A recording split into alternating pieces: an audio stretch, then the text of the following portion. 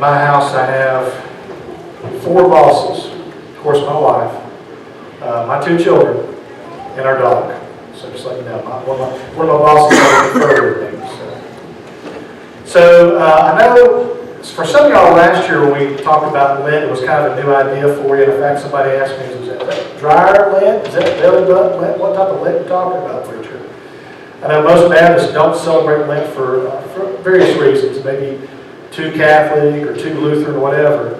But I think for me, at least the way I perceive Lent, it's a season of reflection. You know, it's not bad to think back about your life and to maybe see where you are. Put a mirror up to your face and say, where am I? Who am I in God right now? How's my walk with God? Lent is that season of reflection. It's 40 days from Ash Wednesday through Easter, excluding Sundays. And usually people give up stuff. But I want to show a little video to you, and we're going to talk a little bit about Lent before we get to the sermon today.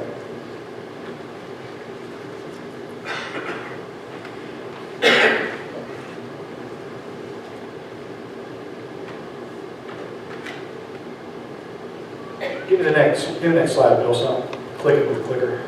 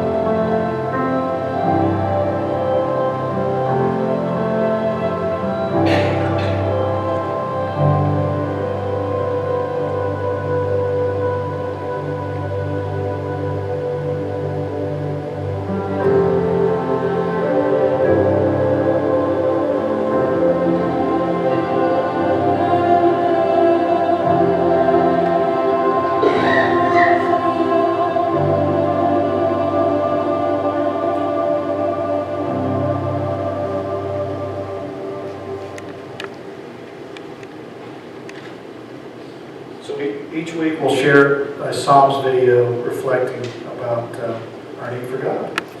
You know, most people, they give up something for Lent. It's, you know, I've given up chocolate before, sodas. One year, even when I was doing youth ministry, I gave up social media for Lent. It about killed me.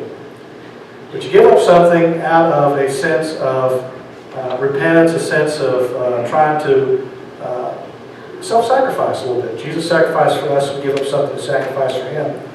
But I found this online, and it's inspired by the words of Pope Francis. It's some ways to fast for Lent that are kind of non-traditional ways to fast. Most of the people give up something. This kind of says to do something.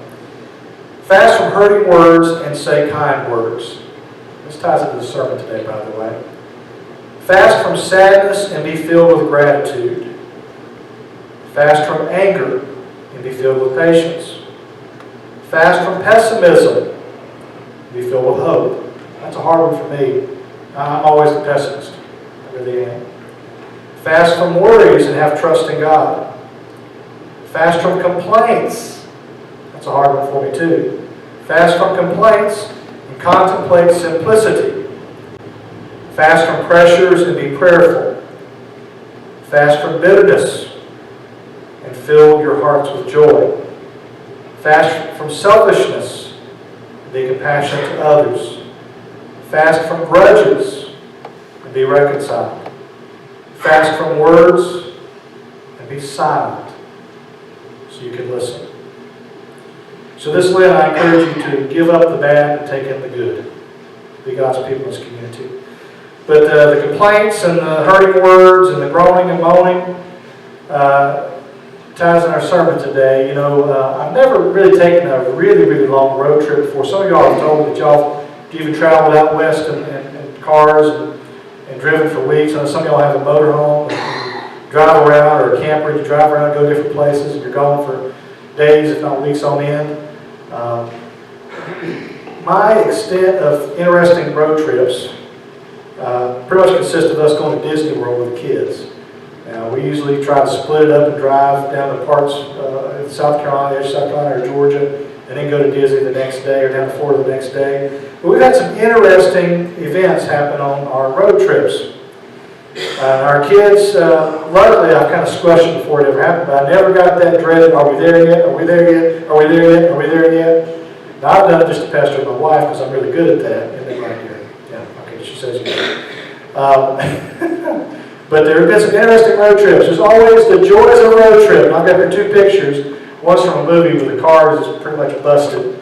The other, the kids fighting in the back seat. And I'll tell you, one time we were coming back, I forget where we came, maybe from the beach or something. No, it was on the way down to Disney World. And one of our children was still in diapers. And what's that smell coming from the back seat?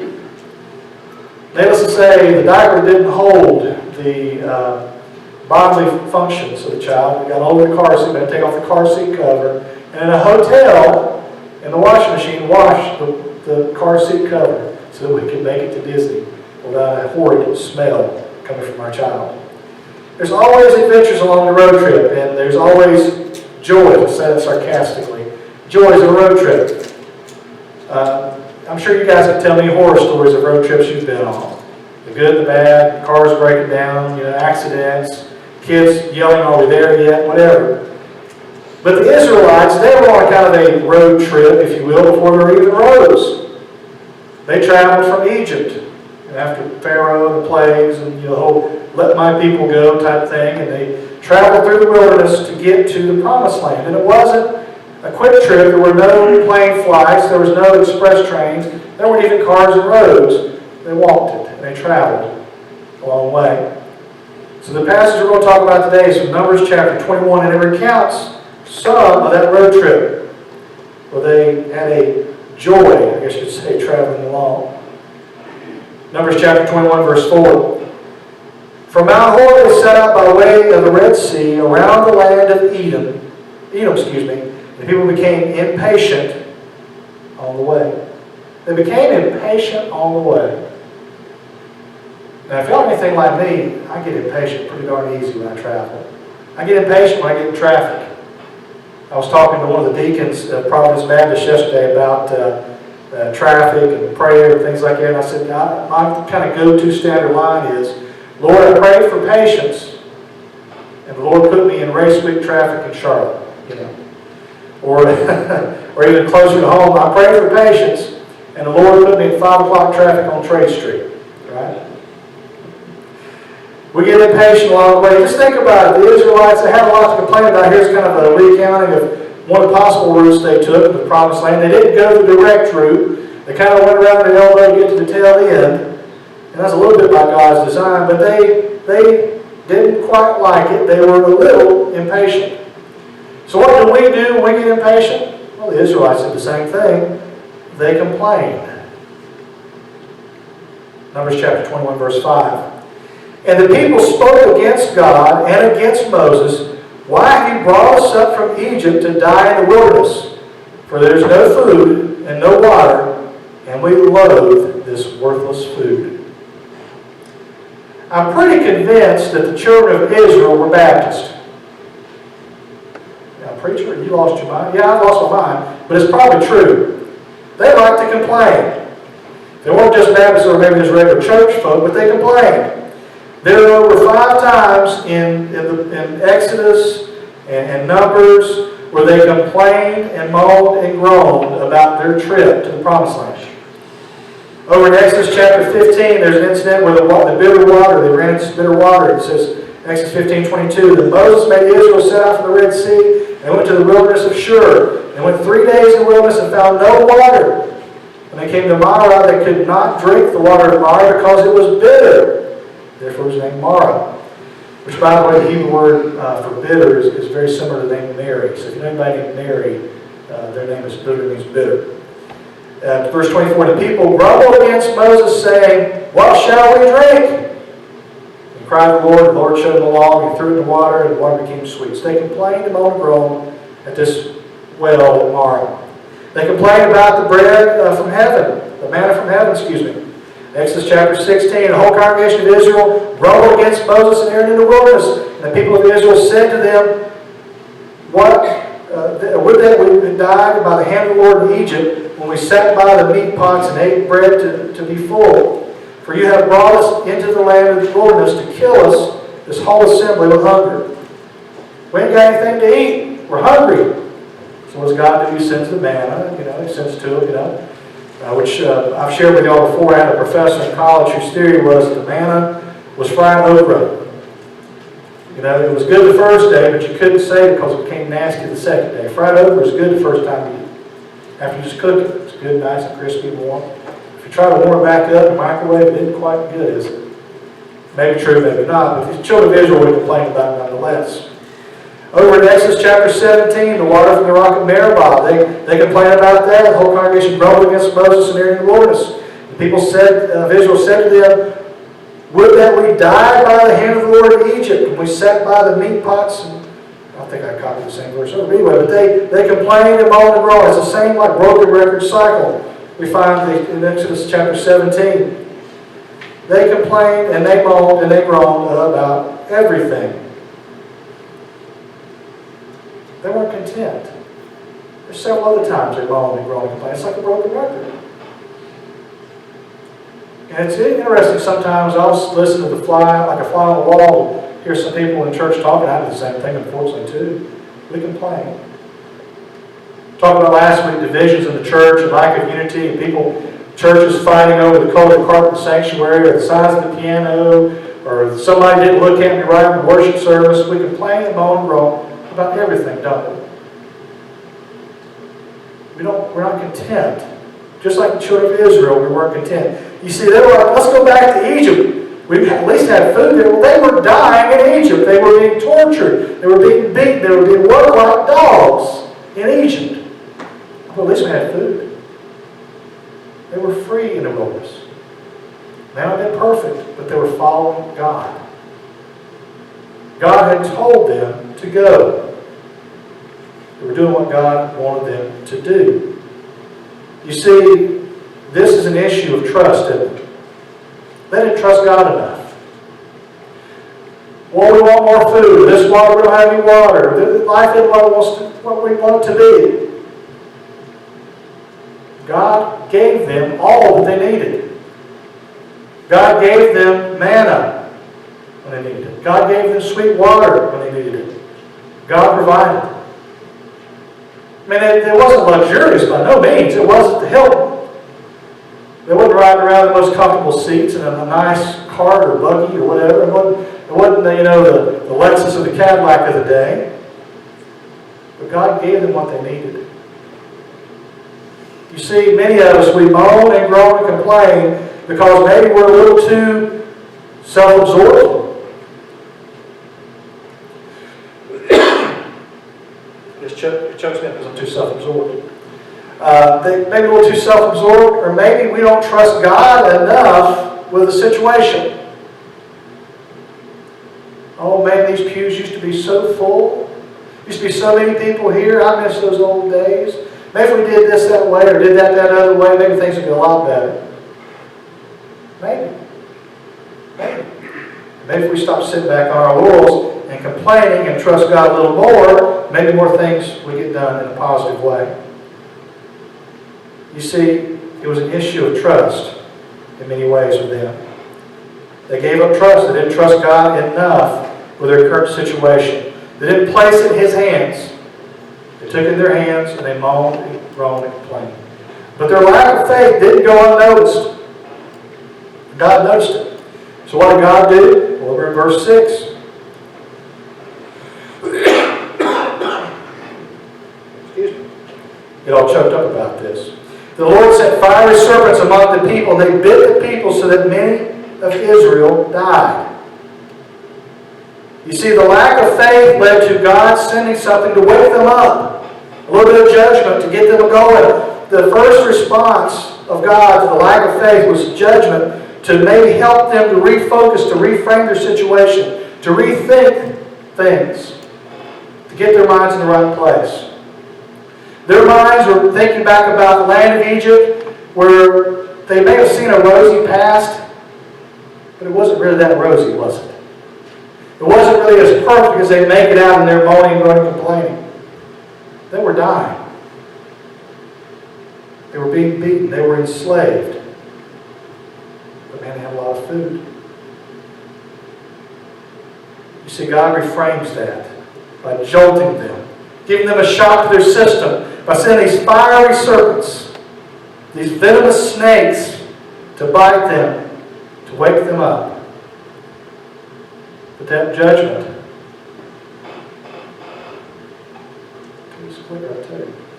that judgment leads, in verse 6, leads to verse 7. It says, the people came to Moses and said, we have sinned. We have spoken against the Lord and against you. Pray to the Lord that He takes away the serpents from us. So Moses prayed for the people. You see, there was sin, there was complaining, which led to the judgment, which led to their confession. You see, this generation, unlike the older generation, they actually confessed their faults before God. They tried to get right with God. Their minds had been reframed, their hearts had been turned because of this wake-up call of the judgment of the snakes. Well, what's it going to take for us to maybe wake up, quit our moaning and groaning and complaining, and turn to Him? I don't think God may send literal snakes to us, maybe, probably not. God may send something our way to jolt us into trusting Him a little more and not moan and groan and complain about His plan. You see, what's the song say? He never promised you a rose garden. God never promised us a rose garden, but He promised to take care of us and to watch over us and to care for us. And He does that. He does that. But we have to turn to Him and trust Him along the way. So from verse 7 we move to verse 8. And the Lord said to Moses, make a fiery serpent and set it on a pole, and everyone who is bitten, when he sees it, shall live. So the Lord made a bronze serpent and set it on a pole. And if the serpent bit anyone, he would look at the bronze serpent and live. This is one of the strangest things, I think, in my opinion, in the Old Testament. There's a lot of strange things. God made this pole, and Moses had to make this pole with a bronze serpent on it. And if people look at this thing, they would be healed. You know, growing up as a Baptist, we don't have idols, we don't have icons. You know, some denominations have a sanctuary, they have little figures or statues around, icons to look at and to worship, to draw the worship in.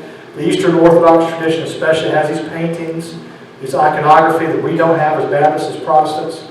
But Moses built this thing to focus the people. You see, this bronze serpent maybe had been an odd sight, but it was used to remind the people that God was working amongst them. Even though that they had complained and God's forgotten us, that we're dying out in this wilderness, God was still working. They needed a tangible reminder of that. And God gave them this bronze serpent. It served as a visual aid to remind them to have faith in God. He's on His throne. Have faith in God. He watches over His own, as the hymn says. When we get down in the dumps and complain and get discontent with the situation, I think a lot of times it's our self-absorption, but often or not, it's us losing faith in God and working in the process. We need reminders every now and then that God is working. Now, I'm not going to hold up some bronze serpent to remind you, but God has given us this book, this wonderful book called the Bible, to remind us. God's given us the Holy Spirit to remind us. Sermons, psalms, various things to remind us that He is working amongst us. He's still working, even though it may not seem like it. Now, this bronze serpent was a reminder, a visual aid for the people, an object lesson, if you will. Kind of like the other Sunday when I passed out the Rubik's Cubes for the sermon. It's a visual aid, a tangible thing for you to have, to think about decisions in life and consequences in life. This bronze serpent was a visual aid, an object lesson. But the problem ended up being, after several generations, after a while, that object that was intended to remind the people of God, to make them focus on God, that object lesson turned into something bad. It became a crutch that turned into an idol. So we find over in 2 Kings chapter 18, during the time of Hezekiah, that serpent was being worshipped as an idol, as a god itself, even though it was made for the people to focus on God. And I'm convinced that we, just like the children of Israel, sometimes we have things in our life that we use as crutches to maybe help us look to God, but they become our idols themselves. You know, this book, this holy book, the Bible, you know, it's wonderful in itself. But it's just something that points to God, isn't it? It's just words on a page. Without the Spirit to guide us, it's simply not much. But it points us to God. But there are some people who've taken this book and somehow, in some way, they have made it kind of bigger than God, larger than God. There are some people who use religion, their practices, their faith as a crutch. It's supposed to point to God. It's supposed to be used to remind us of God and God's faithfulness working in our community, working in us. A lot of times those practices, those rituals, become the crutch that become our idols. One of the things we're going to talk about next month, actually this month, excuse me, it is March 1st, isn't it? In a few weeks we'll be talking about the story of the man born blind in John's Gospel, and how different individuals, different groups let him down. And one group that let him down was the religious folk, the Pharisees.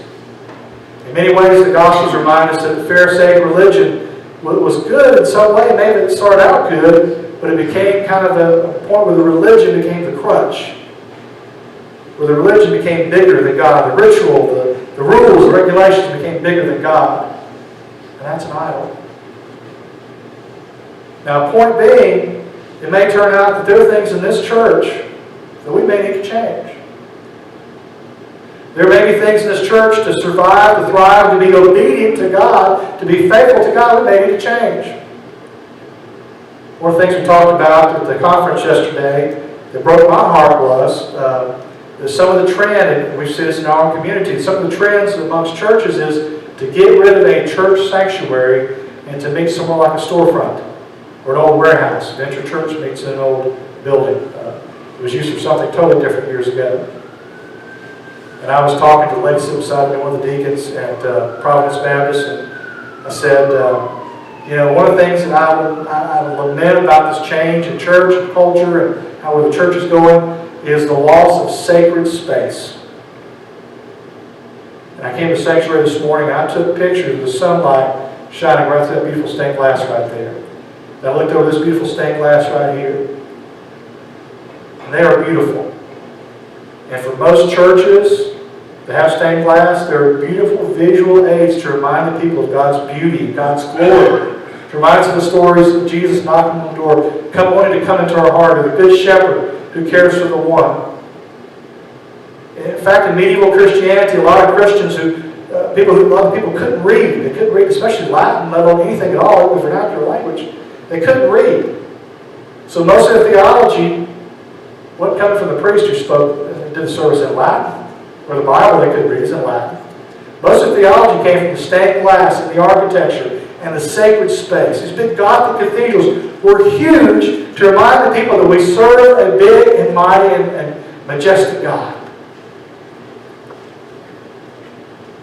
One of the things that I came to the conclusion of yesterday is I'm going to have to mourn that.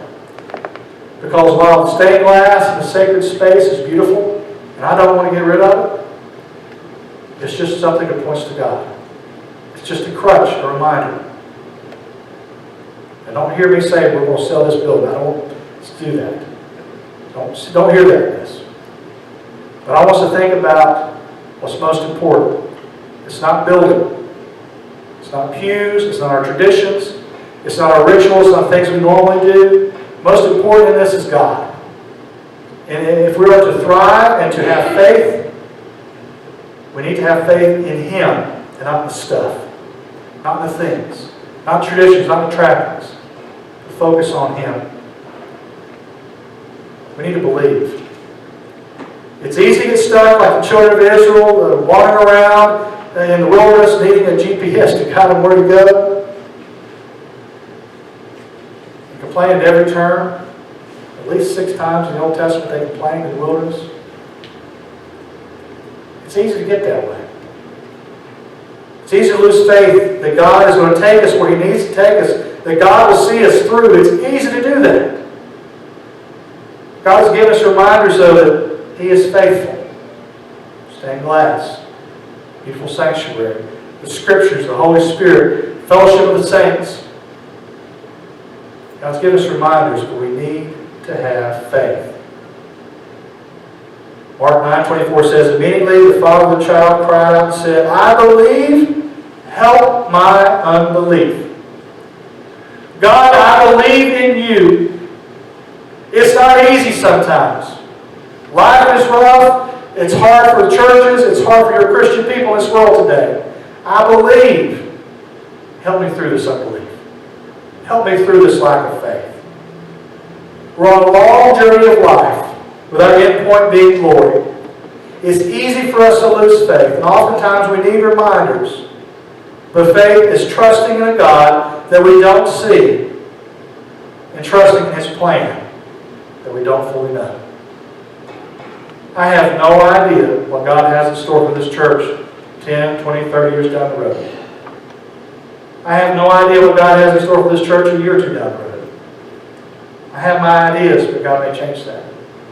We have our ideas, but God may change that. Our job is not necessarily just to make plans, not to keep the trappings. Our job is to follow Him faithfully.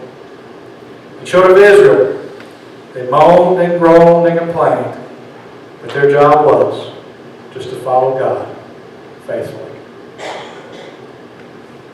May we not get stuck in the complaining. May we not get stuck in the faithlessness. But may we trust Him where God is leading us daily, individually as Christians in our Christian walk, but as a congregation, as God moves us forward. Even if this church closes its doors, even if the Presbyterian church next to us closes their doors, doesn't matter. God's presence will still be in this community, amongst His people. God doesn't necessarily need us, though. The Bible reminds us even the rocks will cry out. But I have a sneaking suspicion as long as we're faithful to Him, He'll be faithful to us. Let's trust Him. As we sing, musicians are coming. Maybe you've lost faith along the way. Maybe the journey of life has been hard for you individually, and it's hard. Maybe you've lost track of it. Maybe you started in that road, moaning and groaning and complaining like the Israelites. Come back to Him. Gain faith in Him again. Maybe we as a church, maybe we got too stuck in the road of complaining, moaning, and groaning. Maybe we need to trust Him faithfully where He's leading us, even though we don't know where it's going. Let's sing. Please all rise for number 447, Trust and Obey.